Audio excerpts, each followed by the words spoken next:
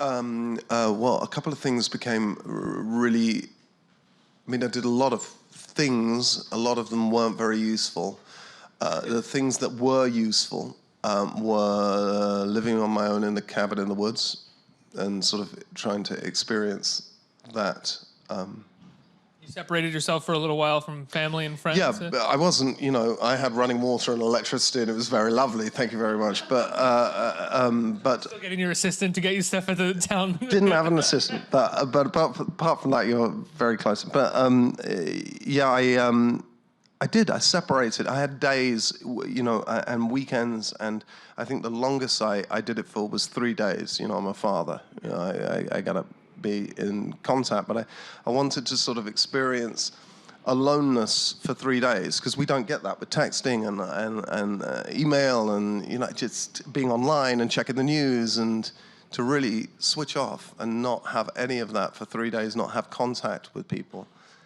And it's funny, when I came into work on Monday morning and my voice cracked because I hadn't needed to use it, so that was useful. Also, his reading list, when the FBI took him down at the cabin, they obviously itemized everything that was in this 10-by-8 cabin.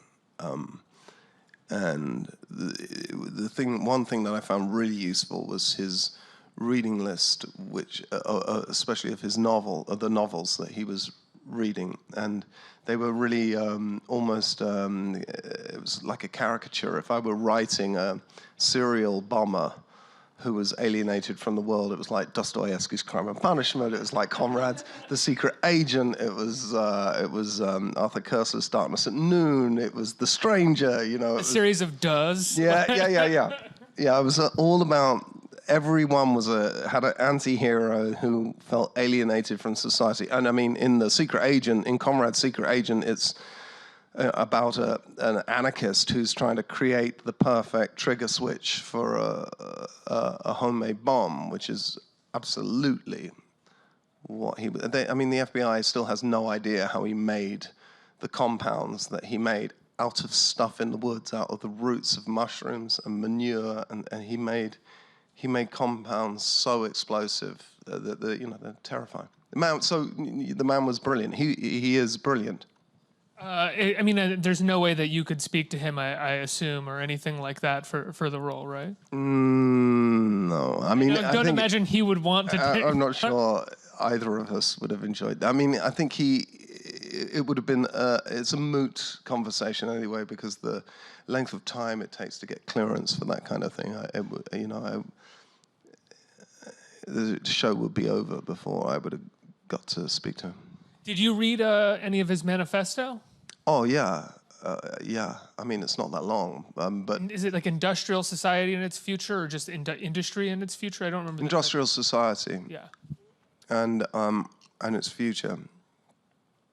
And the premise is that the Industrial Revolution has been a disaster for mankind, and that we should all be living a sort of agrarian existence.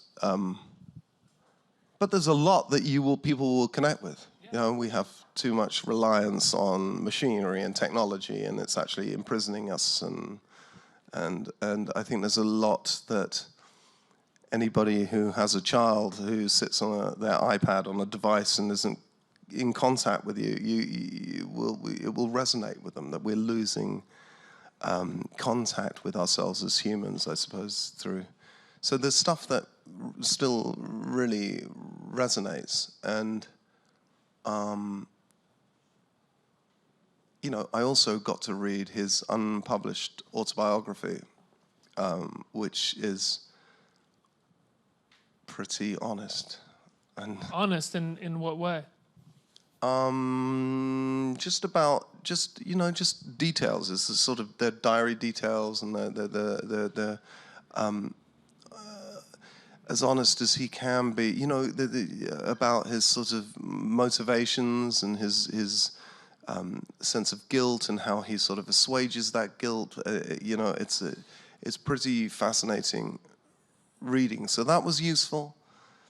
The reading list, his sort of stranger novels, all of his alienated young men novels that he was interested in, and aloneness I found really useful for building the character.